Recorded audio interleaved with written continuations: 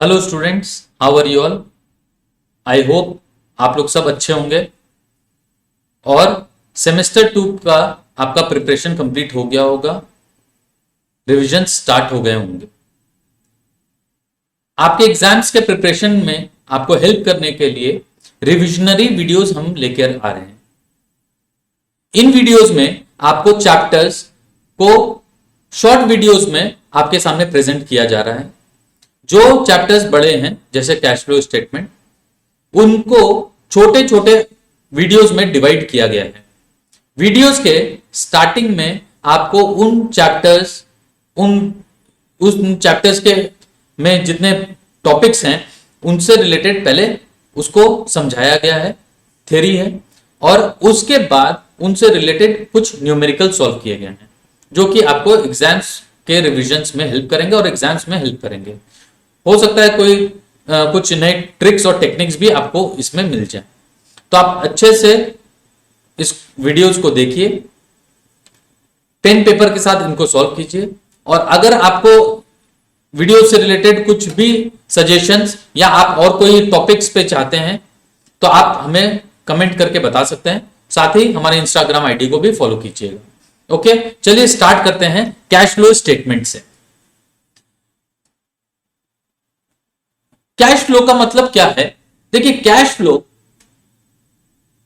का मतलब है कि जो भी कैश से फ्लो हो रहा है किसी ऑर्गेनाइजेशन में, उसको कैश फ्लो बोलते हैं। अब देखिए, कैश का मतलब और फ्लो का मतलब क्या है।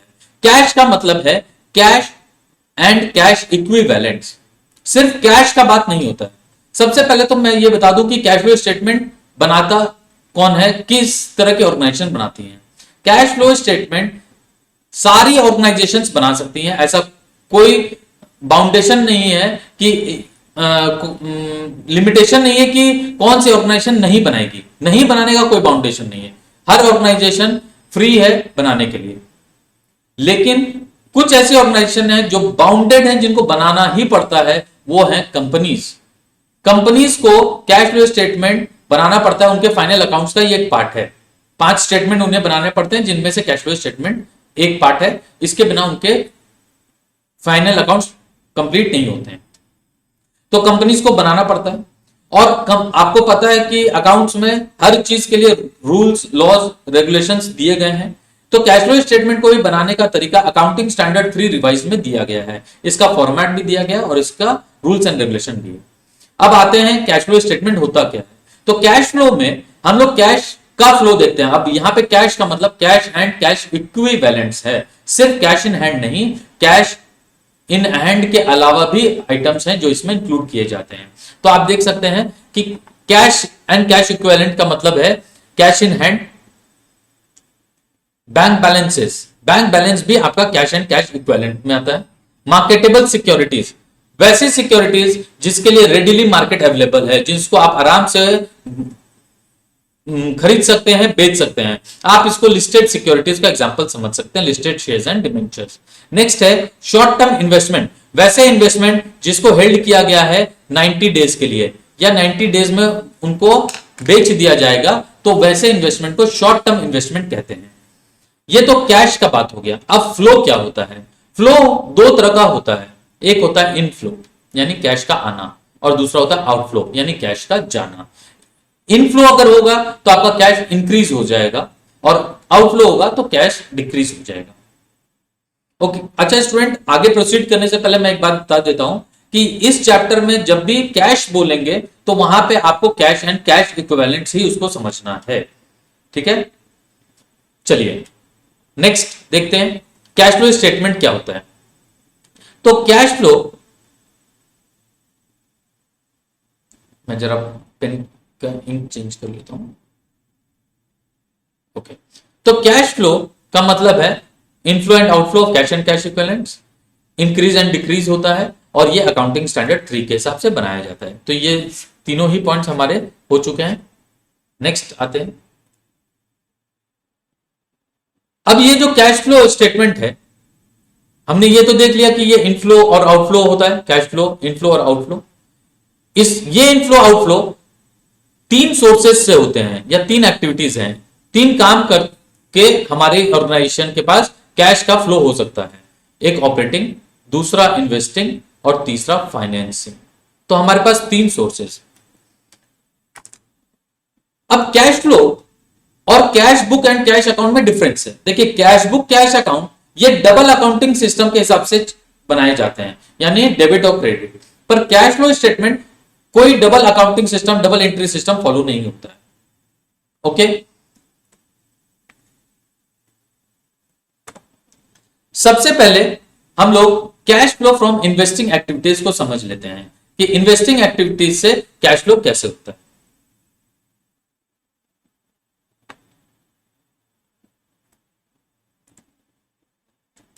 चलिए, तो इन्वेस्टिंग एक्टिविटीज का क्या मतलब होता है। देखिए इन्वेस्टिंग एक्टिविटीज का मतलब आपको सिर्फ यह फोकस करना है कि ऑर्गेनाइजेशन का पैसा अगर उसके एसेट्स में लगा हुआ है। अब एसेट्स भी हमारे पास दो तरह के होते हैं, नॉन करंट और करंट। तो यहां पे इन्वेस्टिंग में हमें नॉन करंट एसेट्स पे फोकस करना है। अगर ऑर्गेनाइजेशन का पैसा नॉन करंट एसेट्स के कारण कैश के बैलेंसेस पे चेंज आ रहा है नॉन करंट एसेट्स की वजह से, तो हम उसको इन्वेस्टिंग एक्टिविटी में कंसीडर करेंगे। यहां पे आपका डेफिनेशन भी दिया हुआ है। Investing activities include acquisition, acquisition का मतलब होता है खरीदना, इससे कैश आउटफ्लो हो जाएगा। डिस्पोजल यानी बेचना, अगर बेचेंगे तो कैश का इनफ्लो हो जाएगा। और long term assets and other investments. ठीक है, अब इन्वेस्टमेंट्स में किसको आप कंसीडर नहीं करेंगे, कैश इक्विवेलेंट्स में जिसको कंसीडर किया गया, not included in cash equivalent. अगर कैश इक्विवेलेंट में वो चला गया जो कि आपका शॉर्ट टर्म इन्वेस्टमेंट था, जिसको हमने कैश एंड कैश इक्विवेलेंट में लिया था, वो नहीं आएगा। And which are not held for sale, और वैसे इन्वेस्टमेंट जिसको आपने बेचने के लिए रखा हुआ है, जिसको हम ट्रेड इन्वेस्टमेंट्स बोलते हैं। क्या बोलते हैं? Trade investments. वैसे इन्वेस्टमेंट जिसको हमने खरीदा ही है बेचने के पर्पज से, तो वो ट्रेडिंग के लिए हो गए, इन्वेस्टमेंट पर्पज से नहीं है, इसलिए वो इन्वेस्टिंग एक्टिविटीज में नहीं है। आई hope it is clear.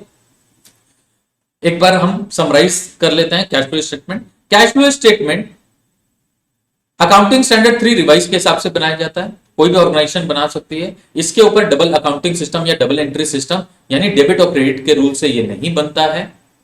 Cash flow statement में कैश का बात होता है, और कैश का मतलब कैश एंड कैश इक्विवेलेंट है। कैश एंड कैश इक्विवेलेंट का मतलब हुआ cash in hand, cash at bank, marketable securities and short term investments. ये कैश एंड कैश इक्विवेलेंट होते हैं। फ्लो का मतलब इनफ्लो और आउटफ्लो से होता है।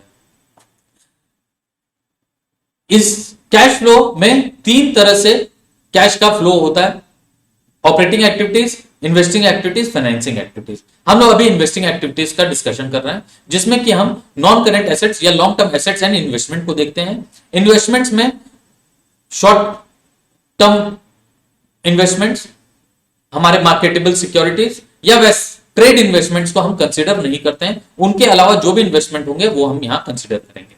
ओके, अब आइए एक और पॉइंट इससे रिलेटेड। यहां पे तो हमने एसेट्स का बात किया, साथ ही साथ इन एसेट्स के ऊपर होने वाले रेवेन्यू इनकम को भी हम इन्वेस्टिंग एक्टिविटीज में ही कंसीडर करेंगे। Revenue income on such assets, ठीक है, उसको भी हम लोग इन्वेस्टिंग एक्टिविटी में ही कंसीडर करेंगे। देखिए पहला एग्जांपल से आपको क्लियर हो जाएगा। जैसे लैंड एंड बिल्डिंग, तो लैंड एंड बिल्डिंग हमारे लिए अगर आप खरीदेंगे तो वो इन्वेस्टिंग एक्टिविटी है, लेकिन अगर आपको उससे रेंट भी अगर आता है तो वो भी हमारी इन्वेस्टिंग एक्टिविटी का ही पार्ट है। Okay, next, loans and advances to third parties. अगर आपने किसी को लोन्स एंड एडवांस दिया है तो वो इन्वेस्टिंग एक्टिविटी है। और अगर इन लोन्स पे अगर आपको इंटरेस्ट रिसीव हो रहा है, इंटरेस्ट रिसीव, तो वो भी हमारे इन्वेस्टिंग एक्टिविटी का ही पार्ट है।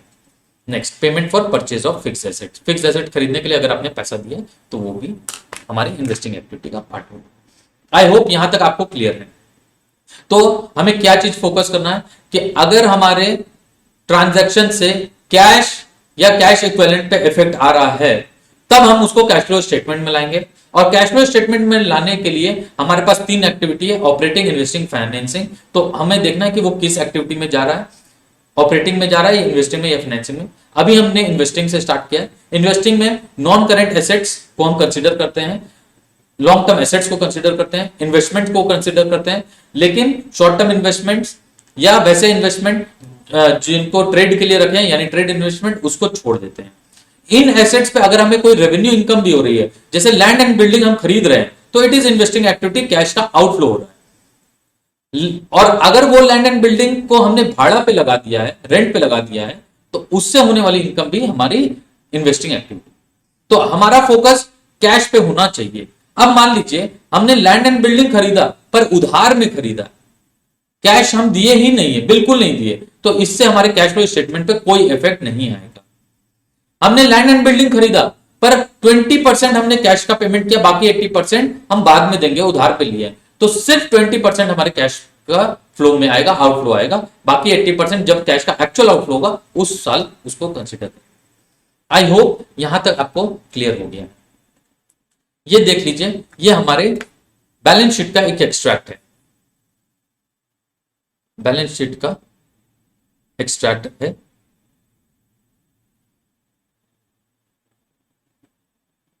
अगर आपने बैलेंस शीट नहीं पढ़ी है तो आई विल रिकमेंड कि आप पहले बैलेंस शीट को अच्छे से गो थ्रू कर लीजिए। तो बैलेंस शीट में ये एसेट्स में पहला जो आता है वो नॉन करंट एसेट्स, तो ये सारी एक्टिविटीज इन एसेट्स में अगर चेंजेस आ रहा है तो ये हमारी इन्वेस्टिंग एक्टिविटीज का पार्ट हो जाता है। ओके, चलिए अब हम लोग थोड़े न्यूमेरिकल्स देख लेते हैं इन्वेस्टिंग एक्टिविटीज से रिलेटेड। ओके, चलिए तो पहला क्वेश्चन हम देख लेते हैं। हमारा पहला क्वेश्चन दिया हुआ है, इन्वेस्टमेंट 17,000 और opening investment, closing investment 14,000। During the year the company sold 40% of its investment held in the beginning of the period eight a profit of ₹4,200। Calculate cash flow from investing activity. चलिए देखते हैं इसमें आपको सिर्फ एक item दिया हुआ है, इन्वेस्टमेंट 17,000 का ओपनिंग, 14,000 का क्लोजिंग, और बोला गया कंपनी ने 40% उस जो ओपनिंग बैलेंस था उसका 40% को बेचकर उन्होंने 4,200 का प्रॉफिट कमाया। तो सबसे पहले तो आप एक चीज समझ लीजिए कि जो भी बैलेंसेस आपको, जिस भी आइटम का बैलेंस दिया रहेगा, जिस भी अकाउंट का बैलेंस दिया रहे और उससे रिलेटेड अगर एडजस्टमेंट भी रहेगा तो आप उसका लेजर जरूर से बना लीजिएगा। अगर एक भी एडजस्टमेंट है और उस अकाउंट का बैलेंस भी दिया हुआ है ओपनिंग क्लोजिंग, तो आप उसका लेजर जरूर से बनाइएगा। इससे आपका करेक्ट होने का चांसेस बहुत बढ़ जाता है। ठीक है, चलिए तो हम लोग प्रैक्टिस करते हैं, इसको देखते हैं कैसे बनाएंगे। सबसे पहले हम आ जाते हैं investment account, investment account. Okay,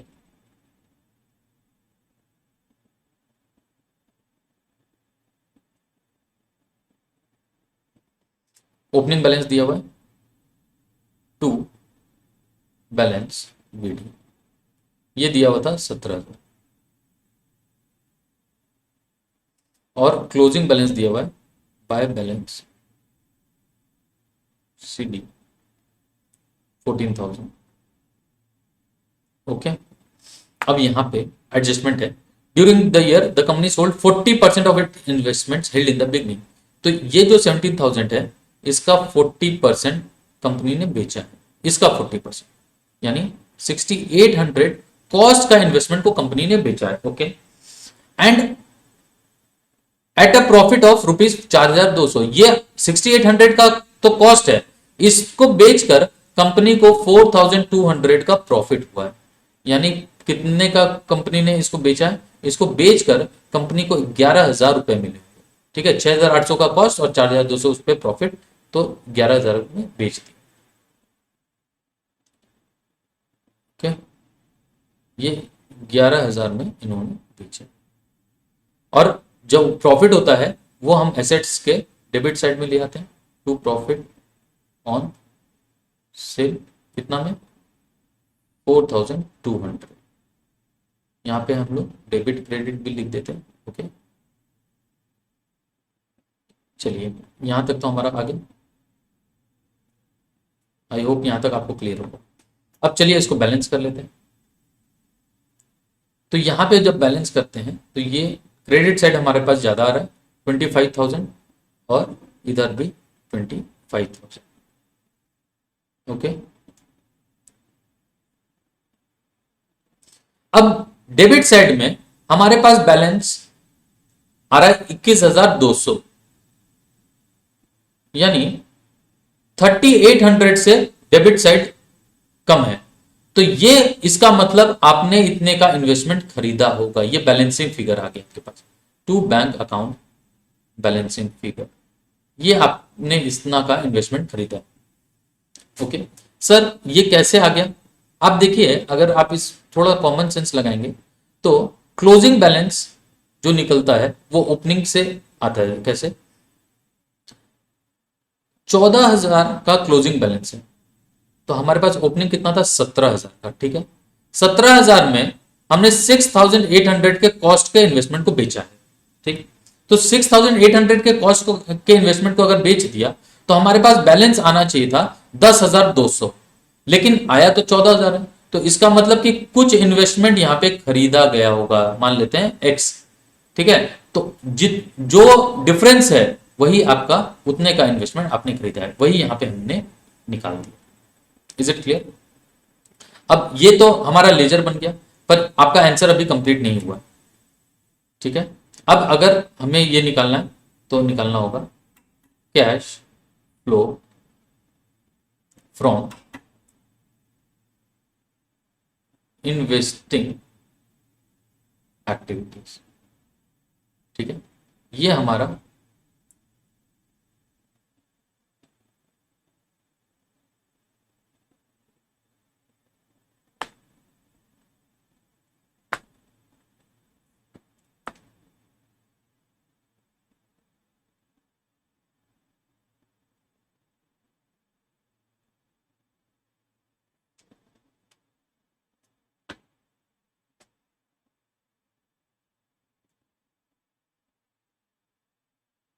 यहां पे हो गया पर्टिकुलर्स।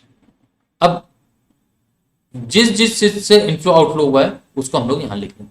देखिए, हमारे पास इनफ्लो हुआ है तो उसको लिखेंगे cell proceeds from investments.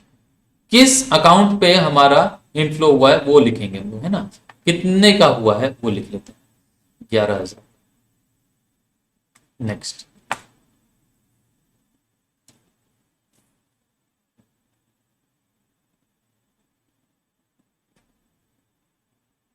Purchase of investments, और हमने परचेज किया है।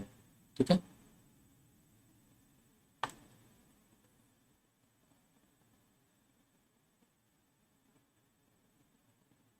परचेज किया, कितने का परचेज किया? 3,800 का परचेज किया, तो ये आउटफ्लो हो गया।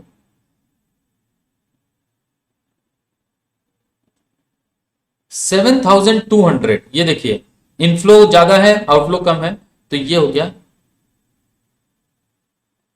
इसको लिखेंगे net cash flow from investing activities. Okay, I hope आपको ये समझ में आ गया होगा। चलिए नेक्स्ट क्वेश्चन पे चलते हैं।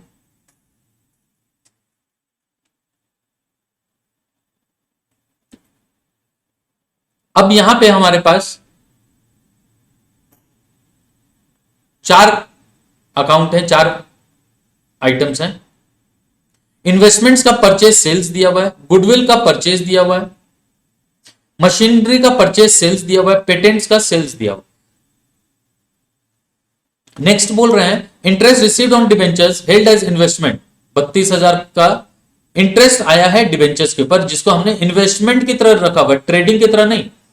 Dividend received on share held as investment, अब शेयर्स पे भी आया हुआ है, वो भी इन्वेस्टमेंट की तरह है, 40,000 का। A plot of land was purchased for investment purposes and was let out for commercial use and rent received from it was 16,000। और एक लैंड था जिसको हमने इन्वेस्टमेंट पर्पज से लिया हुआ था, उसके ऊपर रेंट आया है 1,60,000। चलिए, यहां पे चूंकि इनका कोई ओपनिंग और क्लोजिंग बैलेंस नहीं है और इनसे रिलेटेड कुछ भी नहीं है नीचे, इसलिए हमें लेजर किसी का बनाने का जरूरत नहीं है। हम लोग direct cash flow from investing activities बनाएंगे। चलिए बनाते हैं। Cash flow from investing activities.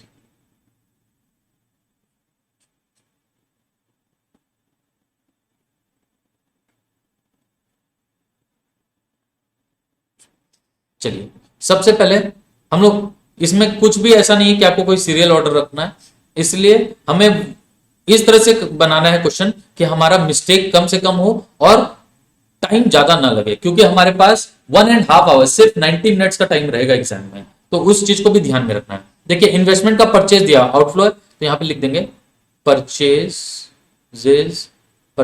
Of investments, या परचेज ऑफ इन्वेस्टमेंट्स भी आप लिख सकते हैं, ठीक है, परचेज ऑफ इन्वेस्टमेंट्स। और जो भी आउटफ्लो होगा 3,60,000 उसको हम लोग ब्रैकेट में ले लेंगे, ये ब्रैकेट में हो गया।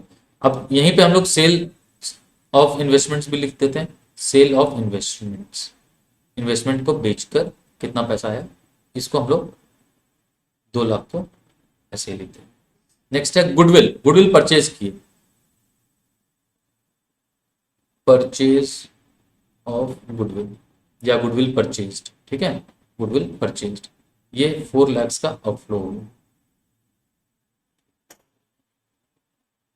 नेक्स्ट है purchase of machinery, purchase of machinery, ठीक है, ये आ गया 8,80,000 का परचेज है, तो आउटफ्लो हो गया।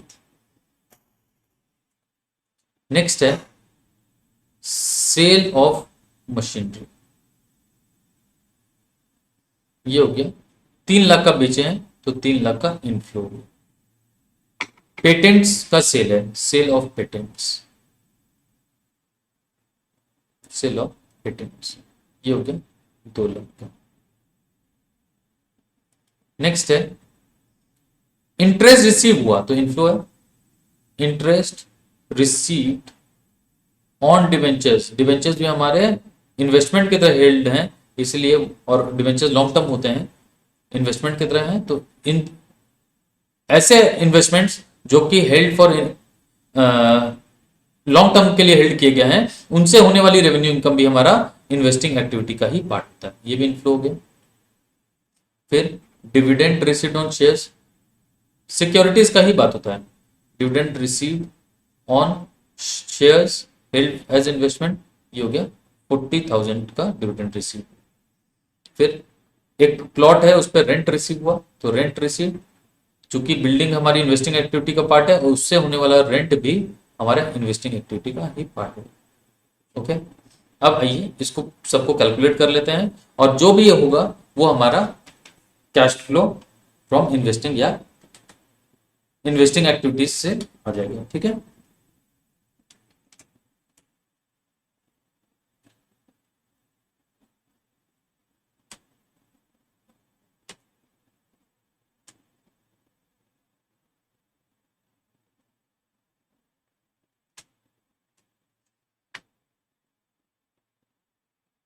ये आ रहा है हमारा 7,08,000, 7,08,000 आउटफ्लो, ठीक है। तो यहां पे हो जाएगा हमारा net cash used, net cash used in investing activities. इस बात को ध्यान रखिए कि ऐसा भी हो सकता है कि आपका इस एक्टिविटी की वजह से कैश का आउटफ्लो ज्यादा हो, इनफ्लो कम हो, तो हम लोग लिखेंगे net cash used in investing activities. I hope it is clear to you all. Okay, चलिए नेक्स्ट क्वेश्चन पे चलते हैं।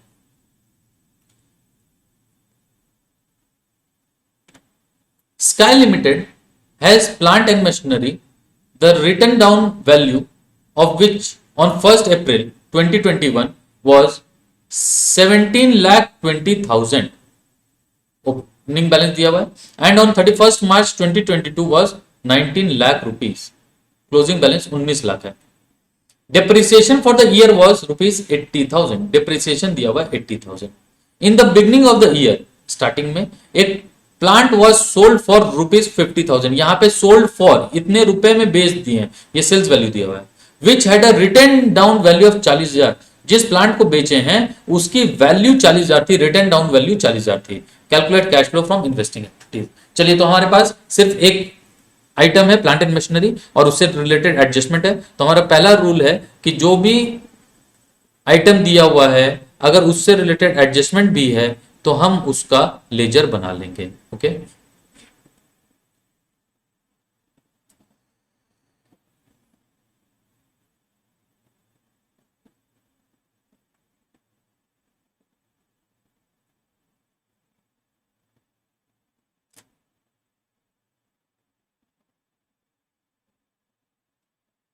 चलिए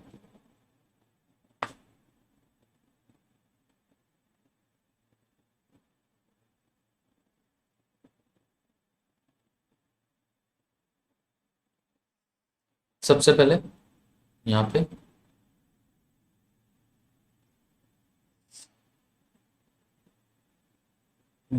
वैल्यू दिया हुआ है opening balance to balance PD.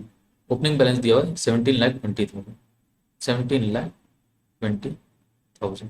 Okay, और क्लोजिंग बैलेंस दिया हुआ है by balance CD, closing balance दिया हुआ है 19 लाख, क्लोजिंग बैलेंस दिया हुआ है 19 लाख।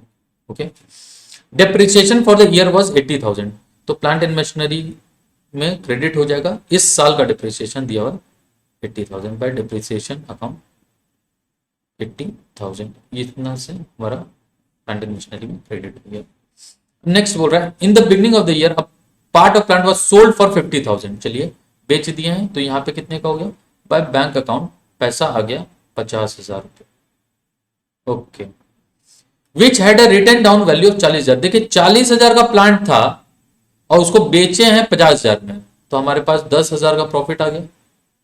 और जब 10,000 का प्रॉफिट आया तो प्रॉफिट को कहां लिखेंगे, on the debit side, to profit on sale, कितने का 10,000। ओके, तो आप देख सकते हैं यहां पे आपका क्रेडिट साइड में बैलेंस ज्यादा है।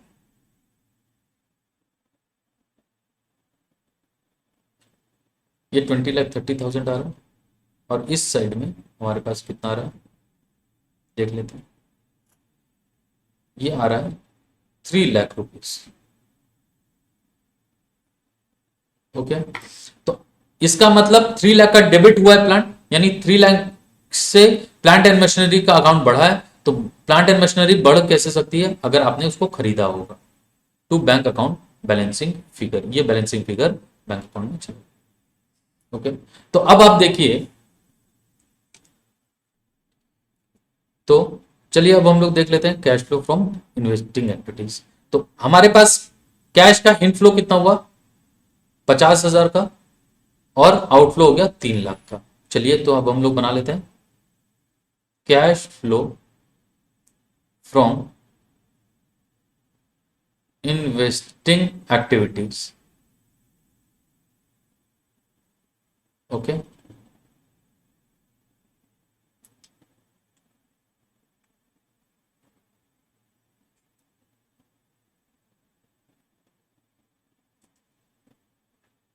Cell proceeds from plant and machinery, बेच के कितना रुपया आ गया, तो ये हो गया 50,000 रुपये। ठीक है, और फिर purchases of plant and machinery, ये हो गया हमारे पास कितने का बेचे हैं 3,00,000 रुपए का, सॉरी 3,00,000 का खरीदे हैं। ओके, तो 2.5 लाख रुपए का हमारे पास कैश का आउटफ्लो है, नेट कैश आउटफ्लो हो गया 2.5 लाख रुपए का। इसको लिखेंगे net cash used in investing activities. Clear, ये 2.5 लाख का net cash use in investing activities. I hope ये आपको क्लियर हो गया होगा। चलिए नेक्स्ट क्वेश्चन में चलते हैं।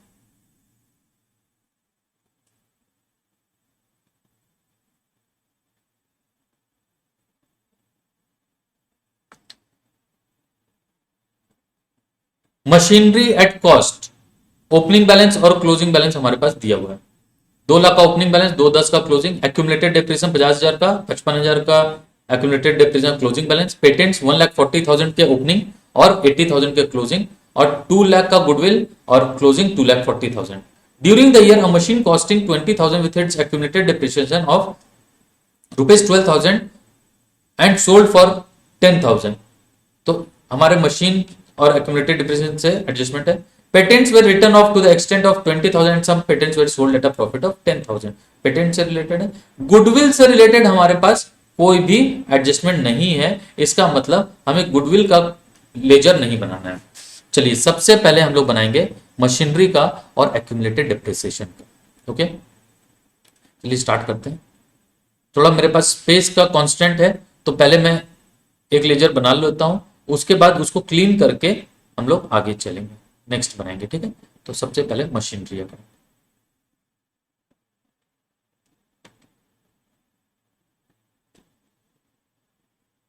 ये मेरा थोड़ा स्लैंटिंग आ रहा है ना, आप उसको थोड़ा स्ट्रेट रखेंगे। और ये हो गया accumulated depreciation account।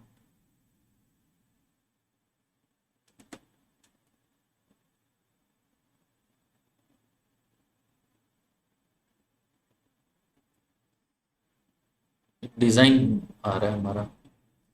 चलिए तो अब मशीन्स के और इसके बैलेंसेस डाल देते हैं। टू बैलेंस बीडी, कितना का बैलेंस है? ओपनिंग बैलेंस 2 लाख का ओपनिंग बैलेंस, और क्लोजिंग है बाय बैलेंस सीडी, ये बैलेंस है 2,10,000 का।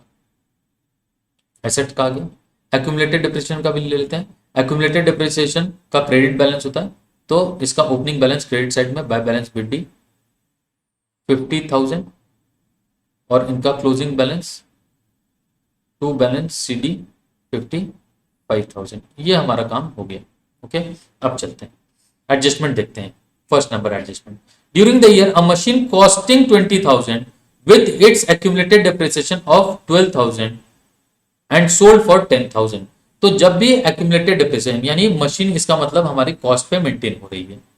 आई होप आपको ये पता होगा कि अगर हमारा एक्यूमुलेटेड डेप्रिसिएशन दिया हुआ है तो मशीन हमारी कॉस्ट पे मेंटेन होती है, और उस केस में उस जिस मशीन को डिस्पोज किया जा रहा है उसका सारा डेप्रिसिएशन मशीनरी अकाउंट में ट्रांसफर कर देते हैं। तो यहाँ पे हम लिखेंगे टू मशीनरी अकाउंट, जो मशीन बेचे हैं उसका एक्यूमुलेटेड डेप्रिसिएशन दिया हुआ है 12,000, इसको हम लोग ट्रांसफर कर देंगे 12,000 को यहाँ पे, और मशीन अकाउंट में लिखेंगे by accumulated depreciation account 12,000। Okay during the year machine costing 20,000 with its accumulated depreciation of 12,000। तो 20,000 की मशीन और 12,000 उसका accumulated depreciation, तो टोटल उस मशीन की वैल्यू हुई 8,000, बेचे हैं 10,000 में, तो यहां पे लिखेंगे बाय बैंक अकाउंट। कितना में बेच दिए भाई? 10,000 में इसको बेच दिए, और प्रॉफिट कितना कमा लिए? 2,000 रुपया। टू प्रॉफिट, वो भी यहीं आ जाएगा, टू प्रॉफिट ऑन सेल 2,000 रुपये। कैसे कमाए फिर से बता देता हूं। आपकी मशीन का वैल्यू कितना था? 20,000। उस मशीन के ऊपर डिप्रिसिएशन कितना हो गया? 12,000 का। तो मशीन की वैल्यू कितनी बच गई? 8,000। अब इस 8,000 की मशीन को आपने बेचा कितने में? 10,000 में। ओके तो 10,000 में बेच दिए तो 2,000 का प्रॉफिट हो गया। प्रॉफिट इधर हम लोग लिख लिया। क्लियर? अब चलिए इससे रिलेटेड तो और कुछ नहीं दिया हुआ, क्लोज कर देते हैं। तो हमारा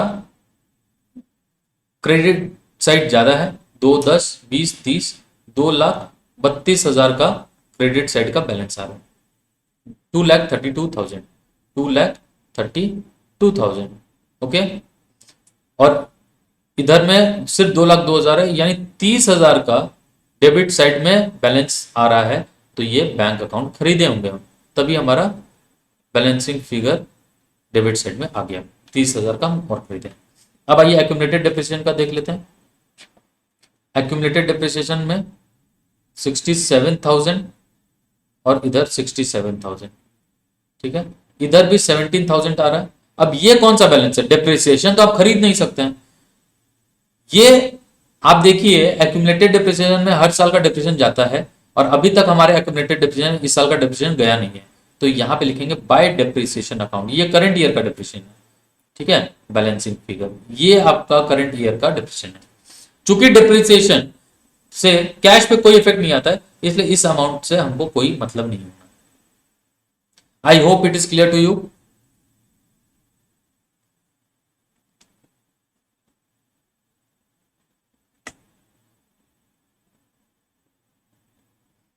चलिए तो मैं एक बार इसको क्लीन कर देता हूं और नेक्स्ट लेजर मैं बनाऊंगा, ठीक है।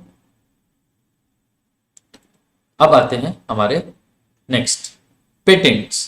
पहले पेटेंट्स का बना लेते हैं, ठीक है।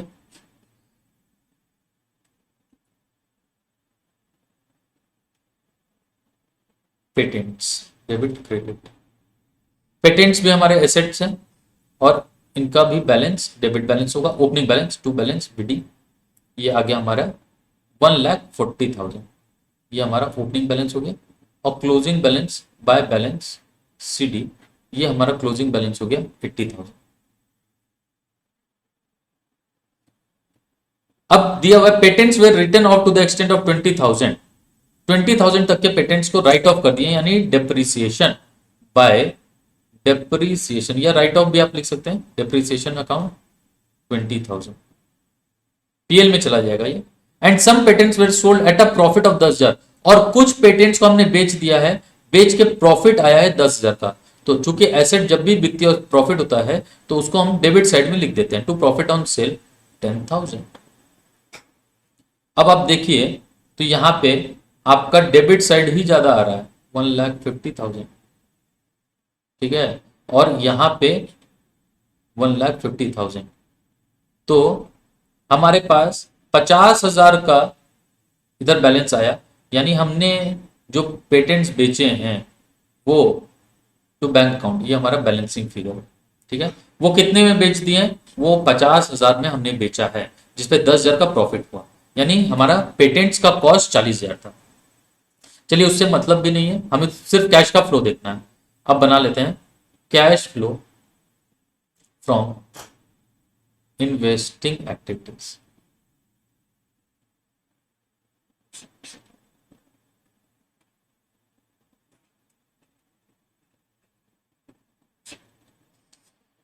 ओके, तो सबसे पहले हम मशीन का देख लेते हैं, उसमें था तो मशीन सोल्ड, हमने कितने में मशीन बेची थी? मशीन हमने बेचा था 10,000 में, यहां पे दिया हुआ है मशीन वॉज सोल्ड फॉर 10,000। फिर मशीन खरीदे भी थे, मशीन परचेस्ड, हमने मशीन खरीदी भी है। वो मशीन जो हमने खरीदी उसका कॉस्ट था 30,000 रुपये, तो वो हमारा आउटफ्लो हो गया, 30,000 का आउटफ्लो हो गया। उसके बाद पेटेंट्स, पेटेंट्स हमारे पास यहां बने हुए, आप देखिए पेटेंट्स सिर्फ बेचे हमने 50,000 के, पेटेंट्स सोल्ड, पेटेंट्स सोल्ड 50,000, और यहां पे गुडविल बढ़ी है, ठीक है, तो गुडविल इंक्रीज हुई है, इसका मतलब गुडविल खरीदे होंगे, गुडविल परचेस्ड, गुडविल खरीदे हैं 40,000, आउटफ्लो हो गया। अब आप देखिए नेट 10,000 का आपका आउटफ्लो हो रहा है, इसको लिखेंगे net cash used in investing activities, investing.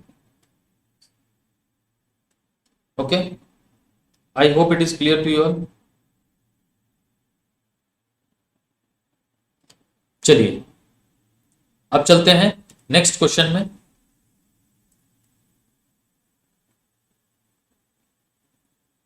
Ten percent investment दिया हुआ है 90,000 और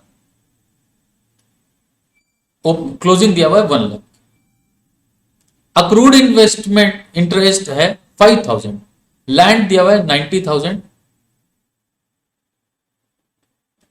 अच्छा, यहाँ पे हमारा थोड़ा डेट है, देखिए ये क्लोजिंग डेट है, ये ओपनिंग डेट है। देखिए ये चीज हमें ध्यान रखनी है कि हमारे पास डेट कौन सी दी हुई है, किधर की। देखो हमारा ये क्वेश्चन हमारे साथ थोड़ा बदमाशी कर गया। पहले इन्होंने क्लोजिंग डेट दे दिया है, उसके बाद इन्होंने ओपनिंग दिया हुआ है। तो यहां पे लैंड आपका 1 लाख का था और ये घट के 90,000 का हो गया। इन्वेस्टमेंट 1 लाख का था, घट के 90,000 का हो गया। और हमारे पास पहले अक्रूड इंटरेस्ट कुछ नहीं था और अभी है। अक्रूड इंटरेस्ट का मतलब interest earn but not receive, उसको बोलते हैं अक्रूड इंटरेस्ट। यानी इंटरेस्ट तैयार तो हो गया, रेडी है, आपको राइट मिल गया है, पर अभी तक आपके अकाउंट में क्रेडिट नहीं हुआ है, तो उसको अक्रूड इंटरेस्ट बोलते हैं। वैसा अमाउंट है 5,000 का। और land was sold at book value, बोल रहे हैं कि लैंड जो बेचे हैं वो बुक वैल्यू पे बेचे हैं। चलिए, तो इसमें कोई बहुत बड़ा बात नहीं है, देख लेते हैं। सीधा हम बना सकते हैं।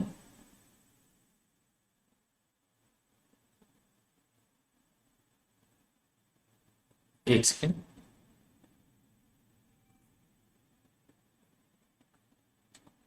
यहां से बना लेते हैं। Cash flow from investing activities. Okay, यहां हो गया रुपीस, ये हो गया पर्टिकुलर्स। ठीक है, अब चलिए यहां पे आप देखिए इन्वेस्टमेंट 1 लाख से 90,000 हो गया, तो इन्वेस्टमेंट्स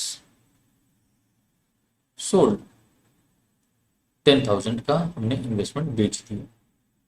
ठीक है, अब यहां पे बोल रहा है accrued interest on 10% investment 5,000।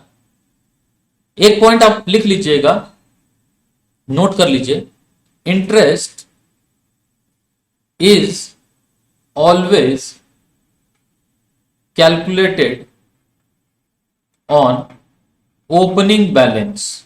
Interest is always calculated on opening balance. ठीक है,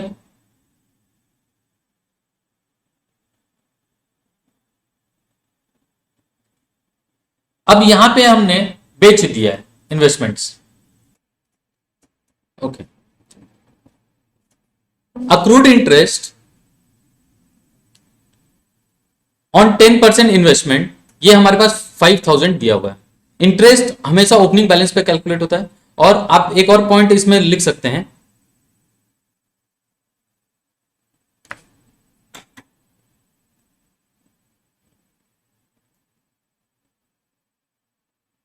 assume investments are sold at the end. Investments are sold at the end of the year. तो इसका मतलब आपको इसके ऊपर इंटरेस्ट कैलकुलेट करना चाहिए, यानी 10% ऑफ 1 लाख, ये आता है 10,000। तो आपका इंटरेस्ट बनता है 10,000 का, पर बाकी है आपका सिर्फ 5,000 रुपया, यानी 5,000 रुपया का आपको इंटरेस्ट मिल चुका है। तो interest on investments, interest on investments, देखिए 10,000 का टोटल इंटरेस्ट बनता है, 5,000 का अक्रूड है, यानी interest earn but not receive, तो यानी बाकी का 5,000 का आपको इंटरेस्ट मिल चुका। क्लियर, ये दोनों पॉइंट हो गए। लैंड बोल रहा है land was sold at book value, जितने का लैंड था उतना में ही, जितना का बिका है, कोई प्रॉफिट नहीं हुआ, 1 लाख से 90,000 हो गया, लेकिन प्रोसीड्स तो आया, कैश तो आया है, तो यहां पे लिखेंगे सेल ऑफ लैंड, 10,000 का लैंड को बेच दी। तो इससे हमें टोटल 25,000 का कैश फ्लो हुआ, तो ये हो गया cash flow from investing activities. Very simple question, इसमें हमारे सिर्फ अक्रूड इंटरेस्ट का एक एडजस्टमेंट अच्छा था। आई होप आपको ये क्वेश्चन क्लियर हो गया होगा।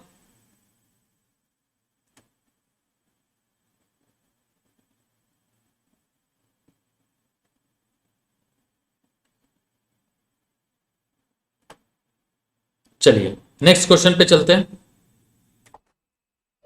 ओके, चलिए तो हम लोग हमारे नेक्स्ट क्वेश्चन पे आते हैं। यहां पे हमारे पास कुछ एसेट्स दी हुए हैं, पेटेंट्स। अब यहां पे फिर से देखिए, ये आपका क्लोजिंग डेट है, ये आपका ओपनिंग है, इस चीज को ध्यान रखिएगा। क्वेश्चन आपके साथ ये सब बदमाशी कर सकता है। ठीक है, पेटेंट्स 7,60,000 का था, 5,20,000 का हो गया। Machinery long term 12% long term investment in land no change, share in companies no change, इन दोनों में कोई चेंज नहीं है। चलिए ठीक है, अब देखते हैं एडजस्टमेंट किसमें है। Patents were written off ₹80,000 and some patents were sold at a gain of 40,000। चलिए पेटेंट्स में एडजस्टमेंट है तो एक किसका लेजर बनाएंगे। Machine costing 2,80,000 depreciation provided there on ₹1,20,000 was sold for ₹1,00,000। Depreciation charge during the year was 2,80,000। चलिए यानी machine से रिलेटेड भी एडजस्टमेंट है, इसका भी लेजर बनाएंगे और तब इस नोट को भी समझेंगे।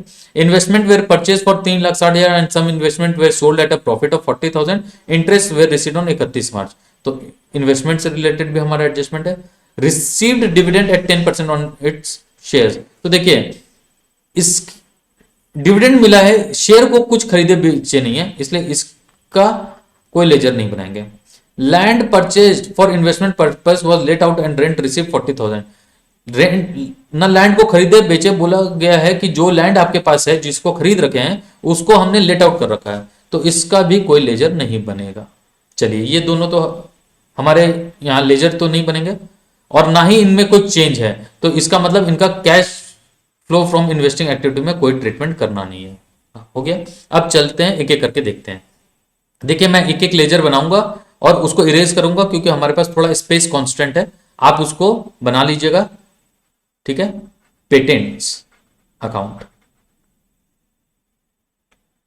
मैं कोशिश करूंगा कि एक से ज्यादा लेजर बना दूं, पर अगर मेरे पास स्पेस नहीं बचता है तो आपको थोड़ा मैनेज करना होगा। ओके, पेटेंट्स का opening balance to balance BD,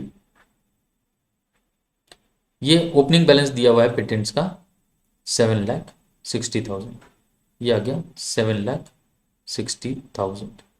okay, और क्लोजिंग बैलेंस दिया हुआ है बाय बैलेंस सीडी, ये दिया हुआ है हमारे पास 5,20,000, 5,20,000। ओके, नेक्स्ट बोल रहा है पेटेंट्स वेर रिटर्न ऑफ 80,000। तो रिटर्न ऑफ यानी यहां पे हमारा डेप्रिसिएशन हो गया पेटेंट्स में बाय डेप्रिसिएशन अकाउंट 80,000। देखिए मैंने थोड़ा डिप्रिसिएशन को शॉर्ट में लिखा, आप इसको फुल फॉर्म में ही लिखिएगा। And some patents were sold at a gain of 40,000, कुछ पेटेंट्स को हमने 40,000 के प्रॉफिट पे बेचा, तो टू प्रॉफिट ऑन सेल 40,000, ये 40,000 पे बेच दिया। ओके, अब इसके अलावा कोई भी एडजस्टमेंट नहीं है, तो आप देखेंगे कि आपका डेबिट साइड ज्यादा आ रहा है, ये 8 लाख रुपीस आ रहा है, 8 लाख। ठीक है, और क्रेडिट साइड में 6 लाख रुपया है। तो यहां पे हमारे पास पेटेंट्स कितने में बिका है उसका अमाउंट नहीं दिया हुआ था, तो यही हमारा बैलेंसिंग फिगर है बाय बैंक अकाउंट, कितने में बिका है हमारा, कितने में 2 लाख रुपए में हमारे पेटेंट्स बिके थे। तो इनफ्लो हुआ है कैश का 2 लाख रुपए का, पेटेंट्स का हो गया। अब आते हैं हमारे मशीनरी अकाउंट पे। चलिए मशीन का भी अकाउंट यहां पे हमारा बन जाएगा, इसको बना देते हैं machinery account.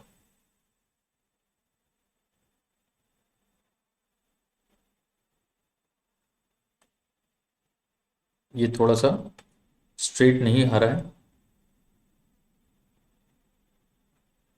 To balance BD, हमारे पास मशीन का ओपनिंग बैलेंस कितना है 20,40,000।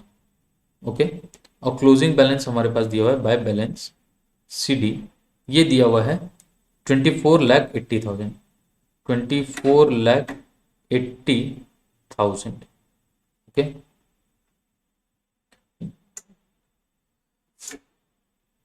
अब चलिए आगे चलते हैं,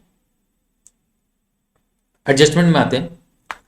मैंने बताया था कि मैं एडजस्टमेंट जब मशीन अकाउंट बनाऊंगा तब समझा दूंगा। अब हम लोग समझते हैं मशीन का एडजस्टमेंट। अब मशीन कॉस्टिंग 2,80,000, एक मशीन जिसका कॉस्ट 2,80,000 था, डेप्रिसिएशन प्रोवाइडेड देयर ऑन 1,20,000, जिसके ऊपर 1,20,000 का डेप्रिसिएशन हो चुका है, वह सोल्ड फॉर 1 लाख। चलिए समझ लेते हैं इसमें क्या है। आगे बोल रहा है depression charge during the year was 2,80,000 और बाकी की जो मशीन बची उसके ऊपर डिप्रेशन 2,80,000 इस साल का चार्ज करेंगे, कोई बात नहीं।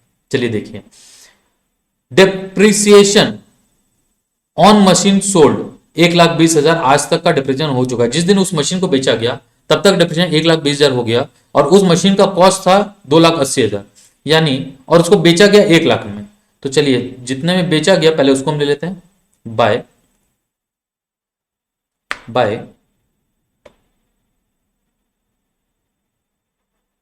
बैंक अकाउंट कितने में बेचा गया 1,00,000, तो 1,00,000 रुपया हम लोग उसका बैलेंस ले लेंगे। उसके बाद अब हमें यह देखना कि उस पर प्रॉफिट हुआ या लॉस। तो 2,80,000 की मशीन पे 1,20,000 का डिप्रेशिएशन हो चुका है। 2,80,000 की मशीन पे अगर 1,20,000 का डिप्रेशिएशन हो गया तो वो मशीन कितने की बच गई, 1,60,000, 1,60,000 की मशीन, उसका वैल्यू 160 था और बेचा हमने 1,00,000 में, यानी 60,000 का लॉस हो गया। तो बाय लॉस ऑन सेल, ये 1,60,000 का हमारे उस मशीन पे लॉस आ गया। ओके, ये हो गया।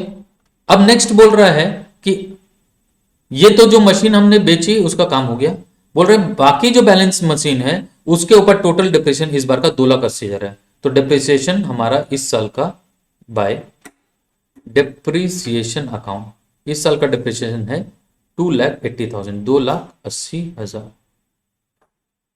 ओके, थोड़ा सा आप यहां पे मेरा फिगर्स साइड में हो गया है, आप इसको थोड़ा मैनेज कर लीजिएगा। तो अब आप अगर इसको टोटल करेंगे तो ये टोटल आएगा 29,20,000, 29,20,000, ठीक है, 29,20,000। तो आप देखिए डेबिट साइड में ये सिर्फ 20,40,000 है, यानी हमने एसेट यानी मशीन खरीदी है 8,80,000 की। ये बैलेंसिंग फिगर आ गया to bank account, balancing figure खरीदा गया मशीन 8,80,000। तो एक तो ये कैश का आउटफ्लो है और यहां 8,80,000 का, और मशीन में 1,00,000 का कैश का इनफ्लो है। ये दो फ्लो हमारे पास आ गए हैं, ठीक है। अब हमारे पास एक और लेजर बनेगा इन्वेस्टमेंट का। चलिए इन्वेस्टमेंट का लेजर बनाते हैं और ये लेजर्स को हम लोग डिलीट कर देते हैं। अब हमारे पास बनेगा 12% लॉन्ग टर्म इन्वेस्टमेंट का, 12% लॉन्ग टर्म इन्वेस्टमेंट। ओके,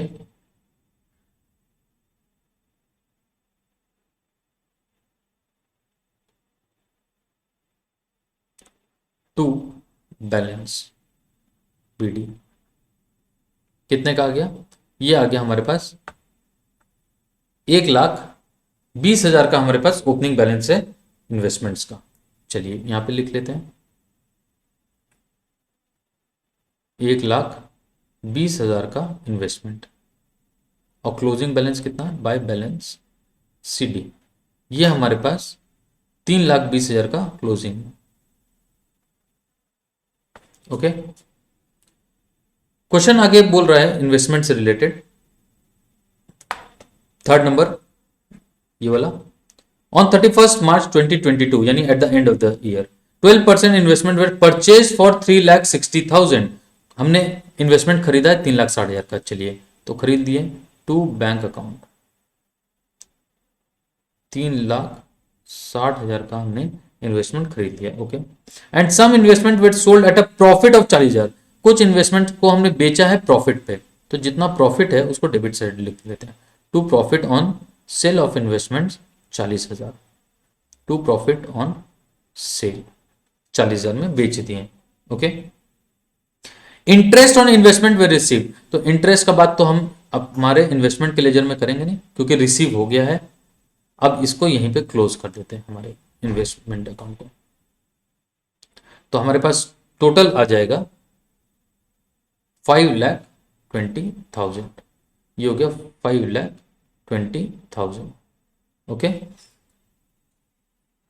तो हमारे पास ये कितने का हो गया, यानी हमने इन्वेस्टमेंट बेचा कितना में है बैंक अकाउंट 2 लाख रुपए में हमने इन्वेस्टमेंट को बेचा होगा, ये हो गया बैलेंसिंग फिगर 2 लाख का। ओके, तो ये इन्वेस्टमेंट्स का आ गया। अब चलिए हम लोग हमारा cash flow from investing activities निकाल लेते हैं कि इन सारे ट्रांजैक्शन से कैश का कितना फ्लो हुआ है। Cash flow from investing activities.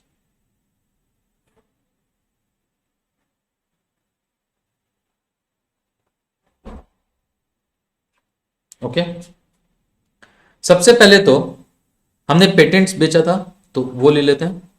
Patents sold, ये था हमारा 2 लाख का, तो पेटेंट सोल्ड ले लेते हैं 2 लाख का। ओके, पेटेंट्स को लेकर कुछ खरीदे तो थे नहीं। नेक्स्ट था हमारा मशीन का, machine sold, machinery sold. Machine को कितना में बेचे थे, उसको हमने 1 लाख रुपए में बेचा था, तो 1 लाख का मशीन बेच दिए थे। और साथ ही साथ मशीन हमने खरीद भी लिया था 8,80,000 का। मशीनरी परचेज्ड 8,80,000, इतना का मशीनरी परचेज कर लिए थे। ओके, फिर आइए लॉन्ग टर्म इन्वेस्टमेंट भी था हमारे पास, चलिए इसको ले लेते हैं, जरा इरेज कर दें।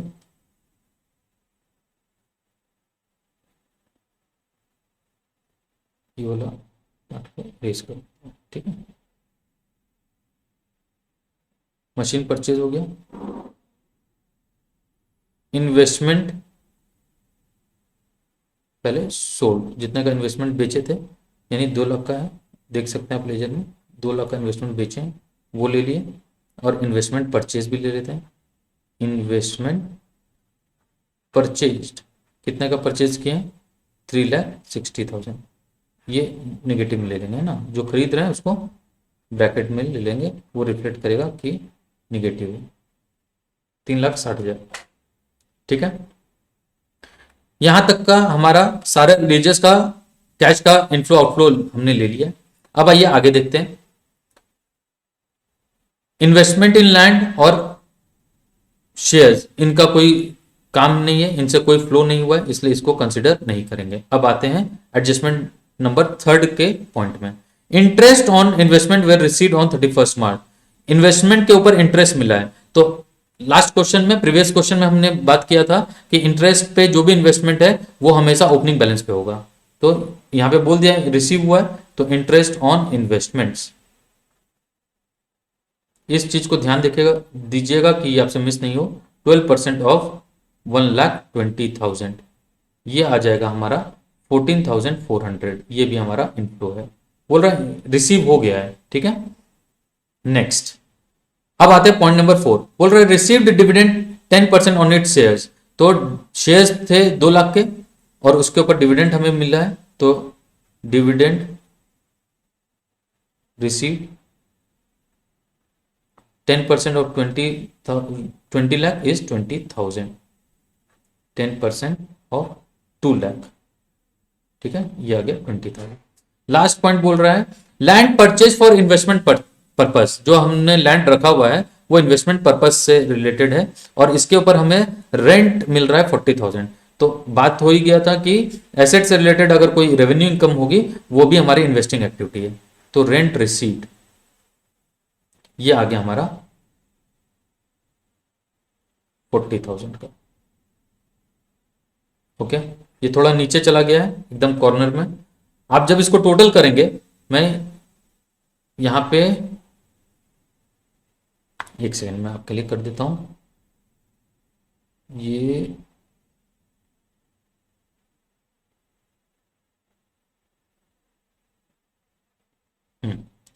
यहां पे आएगा हमारा negative 6,65,600।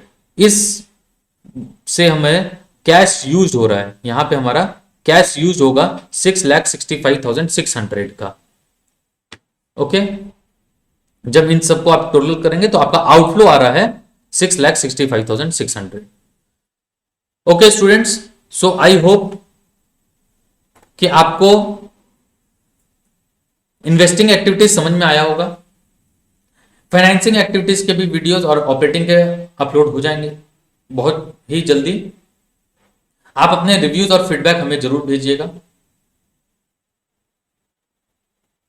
Okay, thank you very much, all the best.